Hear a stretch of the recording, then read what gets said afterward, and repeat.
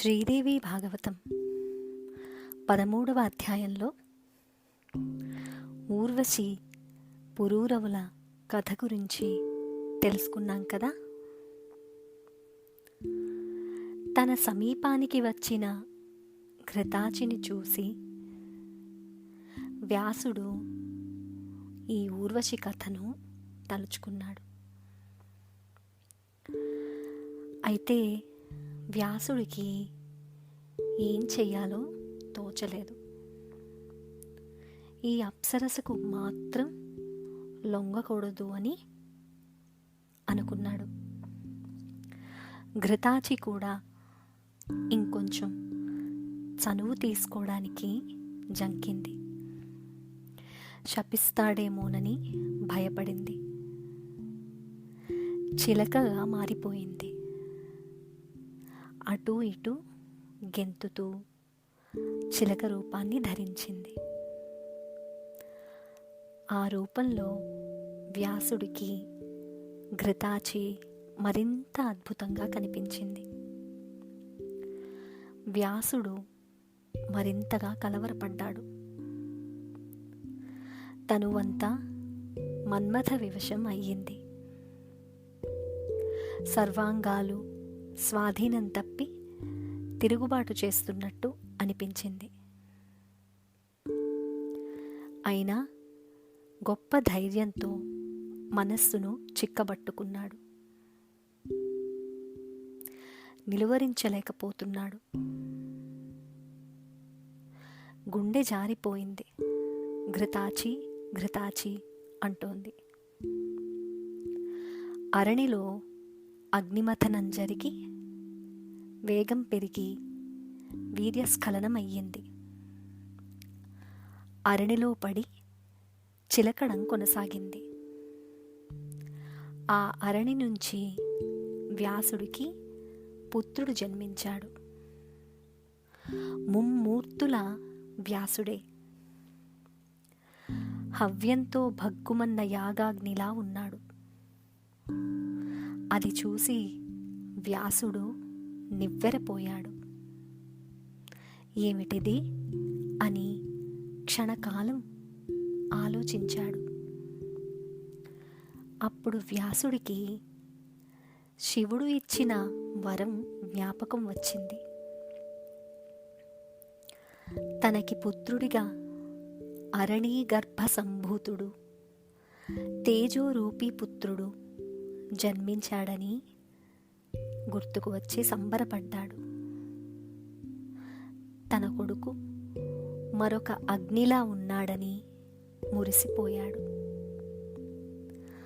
గంగాజలంతో పుత్రుడికి స్నానం చేయించాడు.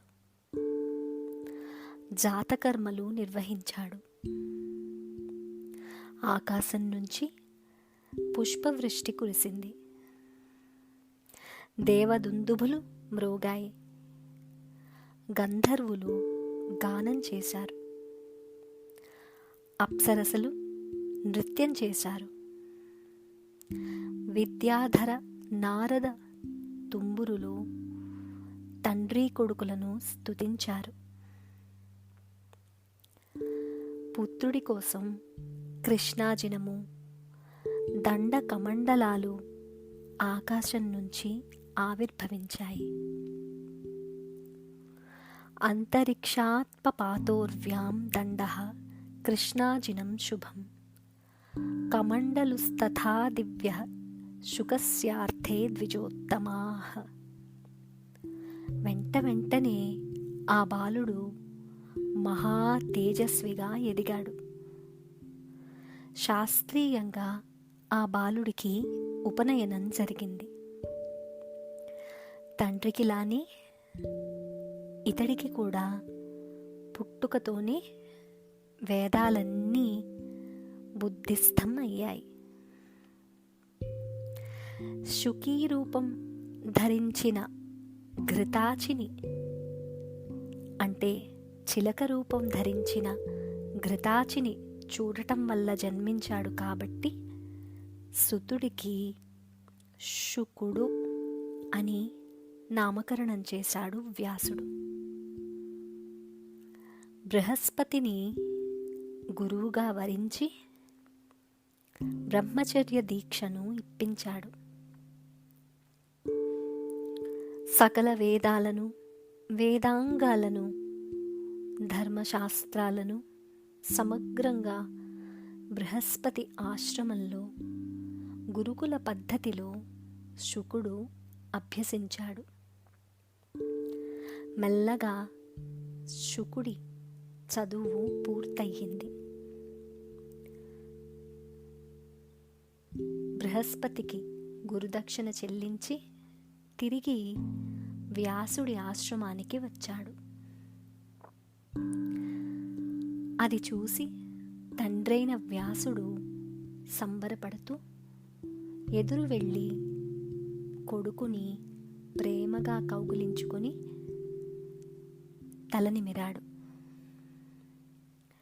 కుశల ప్రశ్నలు అడిగి, చదువు సంధ్యల విషయం అడిగి వ్యాసుడు మురిసిపోయాడు. అందమైన ఒక ముని కన్యను చూసి శుకుడికి వివాహం చెయ్యాలి అనుకున్నాడు వ్యాసుడు. నాయనా, చదువులన్నీ పూర్తి చేశావు, చాలా ఆనందంగా ఉంది. ఇక గృహస్థాశ్రమం స్వీకరించు. దేవతలను, పితృదేవతలను అర్చించు. నాకు మనమణ్ణి బహూకరించి నన్ను రుణ విముక్తుణ్ణి చెయ్యి. అపుత్రస్య గతిర్నాస్తి అన్నారు. నా కోరిక తీర్చు. ఎంతో తపస్సు చేస్తే అయోనిజుడుగా నువ్వు నాకు జన్మించావు. ఇలా వ్యాసుడు తనలో తానుగా మాట్లాడేస్తున్నాడు.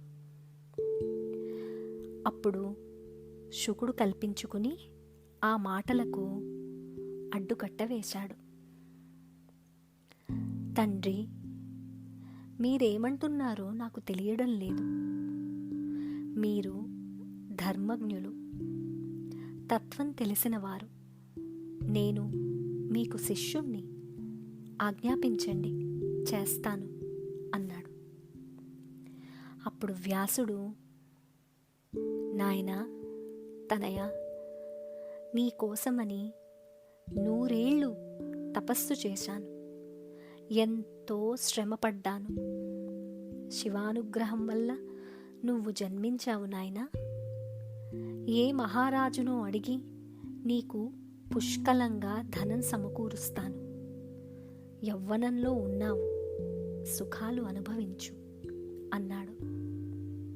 అప్పుడు శుకుడు వ్యాసుడితో, తండ్రి, అసలు ఈ మానవలోకంలో ఆరోగ్యకరమైన సుఖం అంటూ ఏదైనా ఉందా? ప్రతి సుఖంలోనూ దుఃఖస్పర్శ తప్పదు కదా. మరి నీ వంటి ప్రాజ్ఞులు వాటిని నిజంగా సుఖాలు అంటారా? అనరు కదా. కిం సుఖం మానుషే లోకే బ్రూహి తాత నిరామయం దుఃఖ విద్దం సుఖం ప్రాజ్ఞ నవదంతి సుఖం కిలా. పోనీ నువ్వన్నట్టు వివాహం చేసుకుంటానే అనుకో. నా భార్యకి వశం అవ్వలసిందే కదా. పరతంత్రుడికి, అందులోనూ స్త్రీ విజితుడికి సుఖం ఏముంది? ఇనుప సంకెళ్లలోనో కొయ్య బోనుల్లోనో తగులుకున్నవాడికి ఒకప్పటికి కాకపోతే ఒకప్పటికైనా మోక్షం ఉంటుందేమో కానీ దారపుత్ర రూపమైన ఈ సంసార బంధంలో ఇరుక్కున్నవాడు ఎప్పటికీ భయపడలేడు, బయట కూడా పడలేడు. మలమూత్ర సంభూతమై మలమూత్ర భరితమైన ఈ దేహం మీద జ్ఞానులకు కోరిక ఉండదు.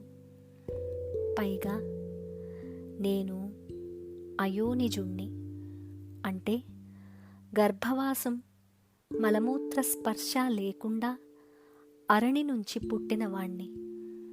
నాకు యోని విషయమైన కోరికలు ఎలా ఉంటాయి, ఎందుకు ఉంటాయి? అంతేకాదు తండ్రి, నాకు మరో జన్మ అంటూ ఉంటే అప్పుడు కూడా అయోనిజుడుగానే పుట్టాలి అనుకుంటున్నాను. అద్భుతమైన ఆత్మానందాన్ని విడిచిపెట్టి ఈ మలమూత్ర సుఖాలు నాకెందుకు? వ్యాసమహర్షి, వేదాలు అధ్యయనం చేశాను. అవి కర్మ మార్గాన్ని ఉపదేశిస్తాయి. ఆ మార్గం హింసామయం. ఇదొక వైరుధ్యం. మరొకటి, బృహస్పతి కదా నాకు గురువు.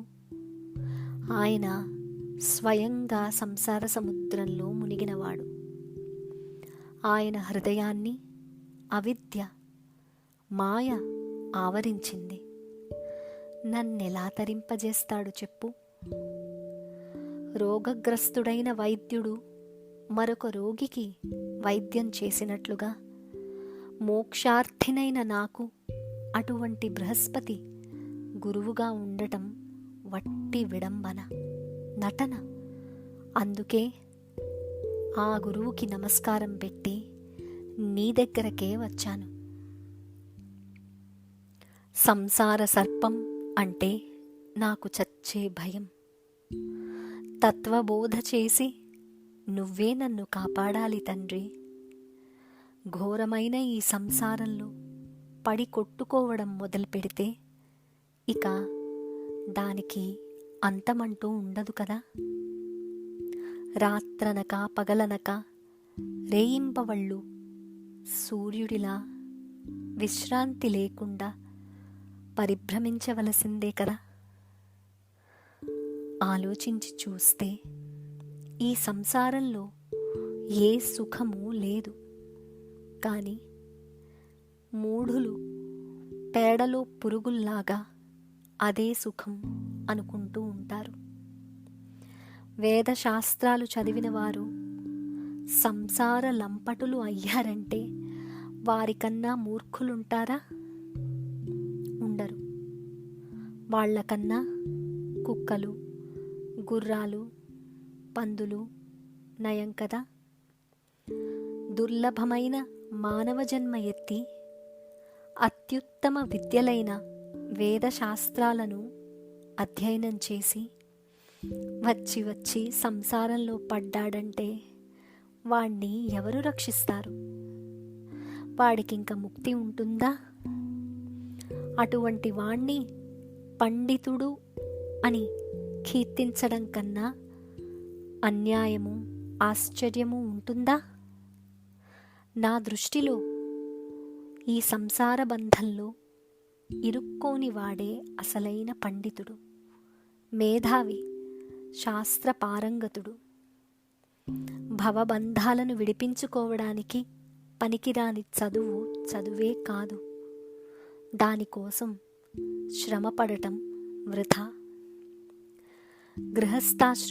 గృహస్థాశ్రమం అంటున్నారే, ఈ గృహ శబ్దానికి అర్థం ఏమిటి తండ్రి?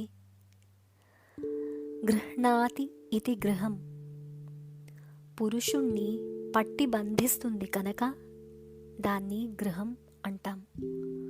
అది ఒక చెరసాల.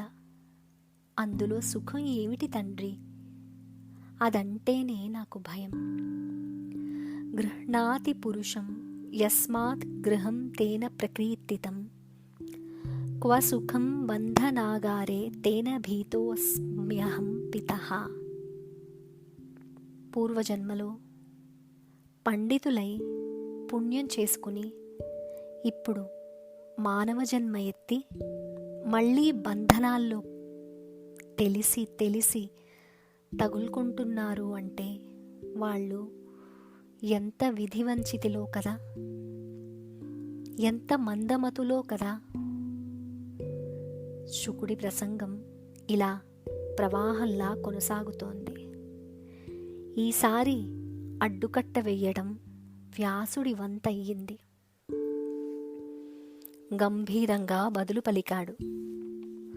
పుత్రకా, గృహం బంధనాగారం కాదయ్యా, అది బంధన కారణం కూడా కాదు. మనస్సు అన్నింటికీ కారణం. అది కనుక బంధరహితంగా ఉంటే గృహస్థాశ్రమంలో ఉండి కూడా మోక్షాన్ని సంపాదించవచ్చు. నా గృహం బంధనాగారం బంధనే న చ కారణం, మనసా యో వినిర్ముక్తో గృహస్థోపి విముచ్యతే. న్యాయబద్ధంగా ధనం ఆర్జించి వేదోక్త విధులను ఆచరిస్తూ సత్యవాక్ నియమాన్ని పాటిస్తూ శుచిగా జీవించేటైతే గృహస్థుడికి కూడా మోక్షం తప్పకుండా లభిస్తుంది. అతడు సంసారంలో ఉన్నప్పటికీ ముక్తుడే. బ్రహ్మచారి, వానప్రస్థుడు, సన్యాసి ఈ 3 ఆశ్రమాల వారు మధ్యాహ్నం అయ్యేసరికి గృహస్థుణ్ణే ఆశ్రయిస్తారు. సత్యవాదులై శుచిగా శ్రద్ధగా అన్నదానాదికం చేస్తూ గృహమేధులు తక్కిన ఆశ్రమాల వారికి మహోపకారం చేస్తున్నారు. గృహస్థాశ్రమం అన్నింటిలోకి ఉత్తమోత్తమైనది. అంతకు మించిన ధర్మమే లేదు. అందుకే వశిష్ఠుడు మొదలైన జ్ఞానులు ఎందరెందరో గృహమేధులయ్యారు. వేద మార్గంలో పయనించే గృహస్థులకు స్వర్గము, మోక్షము, ఉత్తమ జన్మ ఏది కోరుకుంటే అది లభిస్తుంది. బిడ్డ, ధర్మవేత్తలు ఒక మాట చెప్పారు.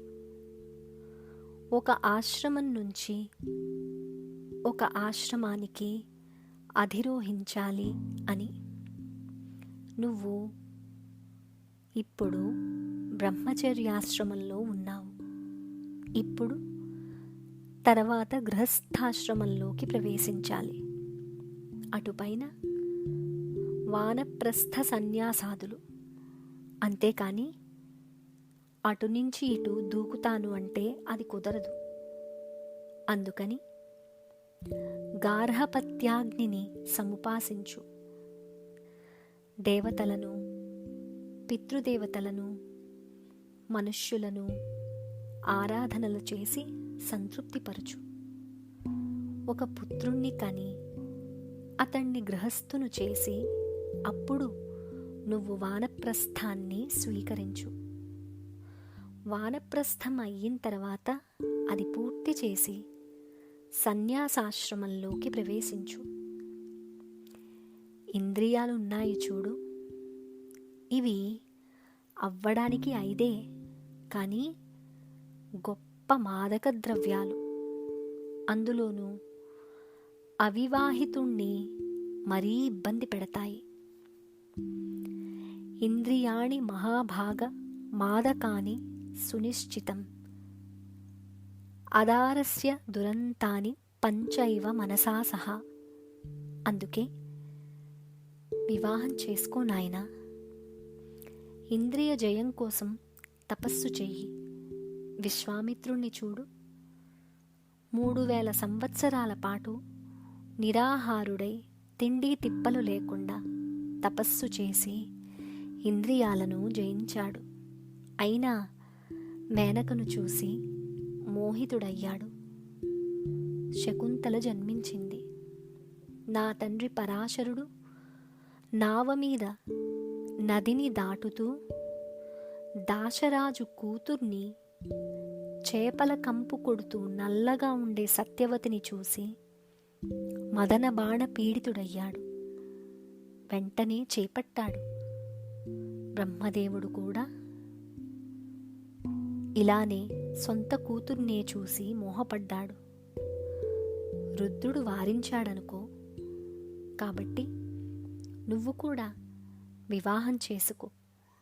కులము, రూపము ఉన్న కన్యను పెళ్ళాడు. వేద మార్గంలో పయనించు అని వ్యాసుడు శుకుడికి ఎంతో విపులంగా ఉపదేశం చేశాడు.